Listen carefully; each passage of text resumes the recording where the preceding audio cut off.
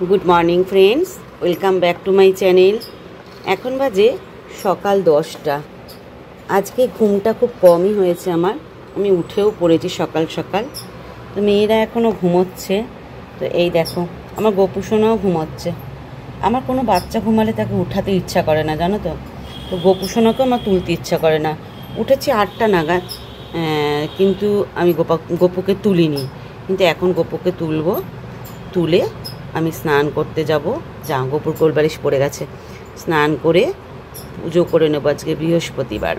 তো চলো গপুকে তুলে নিই। গপুকে না তুলে আমি কিছু খেতে পারছি না। গপুকে তুলে গপুকে খাইয়ে তারপর আমি একটু খাবো। তো চলো গপুকে দিয়ে আজকে ব্লগটা শুরু করলাম। গপু গুড মর্নিং বলে দাও সবাইকে। ওঠো ওঠো গপু গপু গপু গপু গপু গপু। এই যে গপু সোনা উঠে বসেছে। তো চলো গপুকে দিয়ে ব্লগটা শুরু করলাম। একটা লাইক কিন্তু গপুর জন্য হতেই পারে, বলো। তো চলো চলো গপুকে তুলে দিয়েছি, এখন কিছু একটু খেয়ে নেওয়া যাক। আলুর তরকারি আর আজকে হয়েছে পরোটা। তো দুটো পরোটা খাই আলুর তরকারি দিয়ে, খেয়ে স্নান করে আসি। সত্যি কথা বলতে আমি না খেয়ে পুজো করতে পারবো না বন্ধুরা, এতক্ষণ খালি পেটে থাকা উচিত নয়। তো ভাত তো খাচ্ছি না, একটু পরোটা খেয়ে স্নান করে তারপর পুজোটা করব। এতে যদি কেউ কিছু বলো আমাকে কিচ্ছু করার নেই। রামকৃষ্ণদেব বলেছে আগে আত্মাকে কষ্ট দিয়ে কোনো কাজ করতে নেই।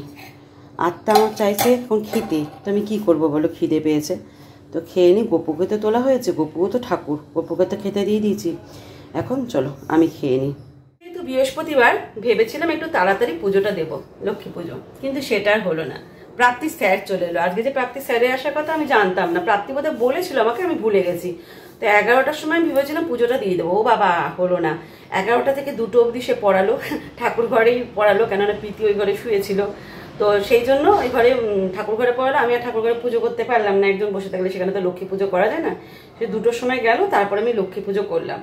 তো লক্ষ্মী পুজো করে এখন আমি খেতে এসেছি। এখন আমার মেয়েরা বায়না করছে ওরা পনির খাবে আর ভাতটা ভাজবে, ভেজে একটা ফ্রাইড রাইসের মশলা নিয়ে এসেছিল, সেই মশলাটা দিয়ে করে খাবে। আমি ভাই এঁচড় হয়েছে আমার চিংড়ি মাছ দিয়ে, আমার তেলাপিয়া মাছ আছে, ব্যাস আমার তাতেই চলে যাবে বন্ধু। আমার আর কিছু লাগবে না। ইঁচড় হলে আবার কিছু লাগে বলো তো বাঙালিদের। এই মেয়েদের আমি কি বলবো। প্রীতি এখনো স্নান করতে যাচ্ছে না। প্রীতিকে কখন থেকে স্নান করতে পাঠাচ্ছি, বলছি যে স্নান করতে যা, সে আর স্নান করতে যাচ্ছে না। কখন যাবে কে জানে। আমি ভাই খেয়ে নিই আগে, মেয়েরা যখন খাবে তৈরি করবে তখন খাবে। প্রাপ্তি তৈরি করবে, প্রীতি না, প্রীতি পড়ছে এখন। তো চলো আমি এঁচড় দিয়ে ভাতটা খেয়ে। তো কোথাও দেখেছো কিনা জানি না, মা আগে খেয়ে নেয়, মেয়েরা পরে খায়। যা অসাধারণ হয়েছে চিংড়িটা, সত্যি খুব ভালো হয়েছে। চিংড়ি মাছ মানে এই চিংড়িটা রান্না, যে কোনো রান্না না কষানোর ওপর নির্ভর করে। যতটা ভালো মতো কষানো হবে তত ভালো স্বাদ আসবে।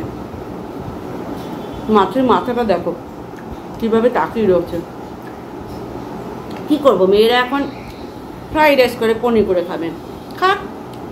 আমি ভাত খাবো ভাই, আমার খিদে পেয়েছে।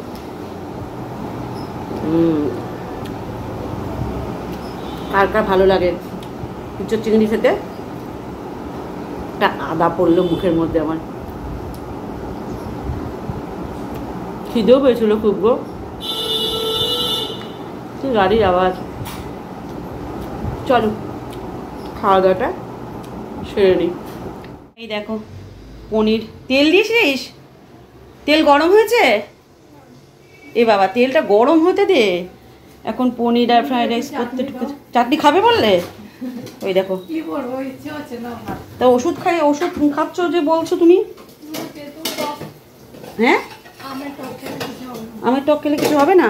সে আমার কোনো অসুবিধা নেই, তুমি তো বললে কালকে তেঁতুল। হোমিওপ্যাথিক ওষুধ তেঁতুল খেতে নেই, টক না। হোমিওপ্যাথিক ওষুধে সত্যি কথা বলতে টক জিনিসটাই খেতে নেই কিন্তু। হ্যাঁ, তুমি চাইছো, খেতে ইচ্ছা করছে খাও, আমার কোথায় আপত্তি। তুমি না করো তাই দিই না তোমাকে, এখন চাইছো যখন দিয়ে দিই। এনো যেটুকুনি ছিল তোমাকেই দিয়ে দিলাম, কালকে আবার নতুন করে করা হবে। এখানে রাখলাম। হ্যাঁ, তো দেখো কোথায় বসে ভদ্রমহিলা খায়, এখানে বসে খাচ্ছে। দিদি হোমিওপ্যাথিক ওষুধ খায় বলে খেতে চায় না, টকটা আজকে চাইলো আবার। কালকে টক ডাল হয়েছিল, খায়নি। হ্যাঁ, গরমের দিনে একটু টক খেতে ভালোও লাগে, টক টক। তো চলো রাঁধুনি মাসি আমার রান্নাটা করে নিক, আর প্রীতিকে দেখি স্নানে পাঠাই। এই দেখো আমি কখন থেকে স্নানে যেতে বলছি, আর এই মেয়ে আমাকে একটু শান্তি দেয় রে, আমাকে একটু শান্তি দে। কি হয়েছে? ওই দেখো একটু এসে প্রীতি বললো মা আমার কাছে এসে বসো, ছোট মেয়ে ডাকছে মা আমার কাছে আসো। আমি কোন দিকে যাই? কি হয়েছে? না দিদিভাই বলছে দিদিভাইয়ের দিকে থাকতে, আমি কোন দিকে যাবো? পিসি তো এখানে বসে আছে, পিসি যতক্ষণ বসে আছে ততক্ষণ তুই থাক। এই তো পিসি এখানে বসে আছে, অসুবিধা নেই। আর এখন দিদিভাই কি বলতে চাইছে, স্নানে পাঠাবো বলে ওকে দেখো জামা কাপড় দিয়েছি, তো আমাকে বলছে ওনাকে স্নান হয়ে গেছে, তো জামা কাপড়টা তো ছাড়বে বলো, বাসি জামা কাপড় না ছাড়লে হয়? তো জামা কাপড় এনে দিয়েছি ছাড়ার জন্য। এখনও পড়াশোনা করতে বসেছে, পড়াশোনা করছে, আমাকে বলছে মা আমার পাশে এসে বসো। কটা বাজে? দুপুর হয়ে গেছে 2:30 না 2:45 বাজে।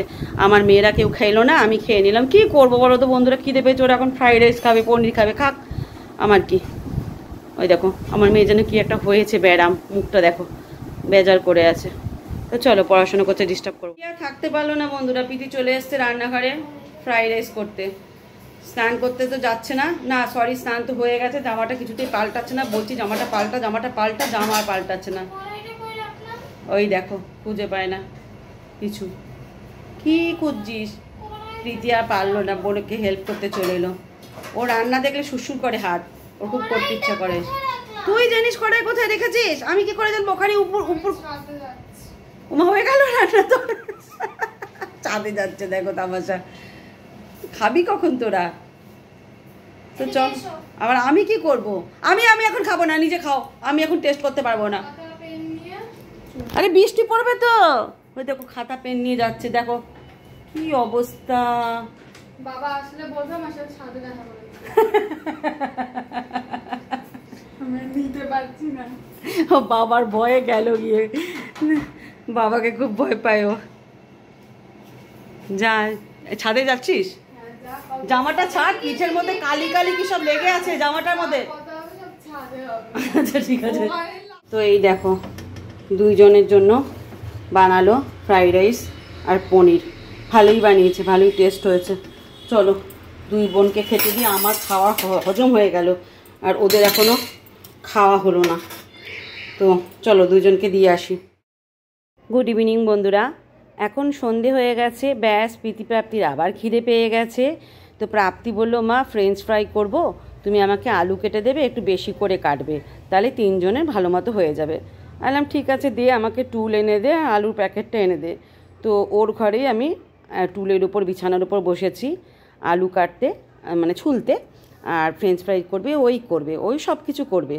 খুব নেক হয়েছে এখন রান্নাঘরে যাওয়ার থেকে থেকে, জানো না, রান্নাঘরে যাবে, এটা ওটা বানাবে, নিজে খাবে, সবাইকে খাওয়াবে, মানে সবাই একটু প্রশংসা করবে। কিন্তু মানে আমার দুই মেয়ের না বলতে গেলে রান্নাঘরে কাজ করতে খুব ভালো লাগে ওদের, যেটা আমার একদমই ভালো লাগে না। আর এই দেখো আমি কাটছি, আমাকে এসে জ্ঞান দিচ্ছে এইভাবে কাটো, ওইভাবে কাটো। আর আজকে বাইরে এত সুন্দর হাওয়া না, এত সুন্দর ওয়েদার যে কি বলবো। সত্যি কথা বলতে এবছর কিন্তু সেরকম গরমটা এখনও কিন্তু পড়েনি। যে ঘামটা আমাদের হতো প্রতি বছর গরমে, সেই ঘামটা কিন্তু এখন হচ্ছে না।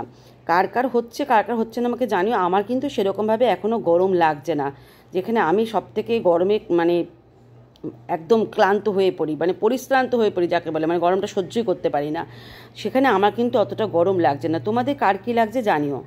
তো এই দেখো আমি কেটে কুটে দিয়েছি, উনি ঢুকে পড়েছেন রান্নাঘরে। পড়াশোনা করবে কতটুকু, ওর রান্না করতে যেন বেশি ভালো লাগে। আমি এক সময় ভেবেছিলাম প্রীতিকেও না নিয়ে পড়াবো, হোটেল ম্যানেজমেন্ট নিয়ে পড়াবো। তো এখন ভাবছি প্রাপ্তিকেও পড়াবো, কেননা এদের যখন রান্নাবান্নাই এতটাই প্রিয়, তাহলে হোটেল ম্যানেজমেন্ট নিয়েই পড়ুক। প্রীতি তো পড়লো না, প্রীতি ইঞ্জিনিয়ারিং পড়ছে, তো প্রাপ্তিকে ভাবছি হোটেল ম্যানেজমেন্ট পড়াবো। ও যে বড় হয়ে কী হবে ওই জানে একমাত্র। তো এই দেখো রাঁধুনি মাসি কী সুন্দর ফ্রেঞ্চ ফ্রাই ভেজেছে। তো আমাকে বলছে মা আমার হাতটা ব্যথা করছে, তুমি একটু নাড়িয়ে দেবে? বললাম দিয়ে নাড়িয়ে দিচ্ছি। তো নাড়াতে নাড়াতে 2-4টে তো আমার মুখেও চলে গেল, প্রাপ্তির মুখেও চলে গেল। প্রীতি এখনও খায়নি, প্রীতিকে দেবো। তো একটা সস তৈরি করবে, মেয়োনিজ আর টমেটো সস দিয়ে একটা সুন্দর সস তৈরি করবে। তো মানে চাটনি টাইপের বেশ ভালো লাগে খেতে এগুলো, মানে ফ্রেঞ্চ ফ্রাইটা ডুবিয়ে ডুবিয়ে খেতে খুব ভালো লাগে। আমি প্রথমে জানতাম না, তারপর ওর কাছ থেকে এই সসটা তৈরি করা শিখেছি। ফ্রেঞ্চ ফ্রাই বানিয়েছে 1 থালা, এটা এখন খাওয়া হচ্ছে। কেমন বানিয়েছিস প্রাপ্তি? ভালো, ঘাড় নাড়িয়ে দিল। এইসব বানাতে খুব ওস্তাদ। না, নরমাল ফ্রেঞ্চ ফ্রাই বানিয়েছি। একটু আমার জন্য রাখ বন্ধু, নিজেরাই খেয়ে যাচ্ছিস। তো ভালোই বানিয়েছে মেয়েটা। আমি আলুগুলো কেটে দিলাম, কত বড় দেখো। চলো খাই। এখানে আবার একটা কি মশলা বানিয়েছে, এটা কী দিয়ে বানিয়েছিস? মানে এই সস বানিয়েছে একটা, কি দিয়ে বানিয়েছিস সেটা? কী দিয়েছিস বল? সিক্রেট বলা যাবে না। তো চলো বন্ধুরা, আমি খাই সিক্রেট রেসিপি দিয়ে। গরম, আমি গরম খেতে পারি না। তুমি গরম কেন খাচ্ছ? ঠান্ডা কতগুলো আছে নিচের গুলো না ভাই, কার বাড়িতে রাত্রি 9টার সময় সন্ধে দিচ্ছে, এ তো আমার থেকেও উন্নত। আমি 7টায় দিই, এই 9টায় দিচ্ছে। প্রীতি একদিকে করছে রুটি, নিজে বেলছে, এই যে করছে, আর আমি ভাজবো বেগুন আর ইঁচড়। ইঁচড় যা আছে সবার হবে না, তাই বেগুন আর ইঁচড় মিলে খাওয়ানো হবে রুটি দিয়ে। চলো বেগুনটা ভাজি। মেয়েটা আমার রুটিটা ভালোই গোল করে গো, এটা উল্টে দিই। ও রুটি এখানে সব হয়ে গেছে অর্ধেক, শুধু এটা করলেই হয়ে যাবে। এটা খালি হয়ে গেছে, বেসিনে রেখে দিই। গ্যাসটা জোরে রেখে বেগুনটা ভাজতে হবে।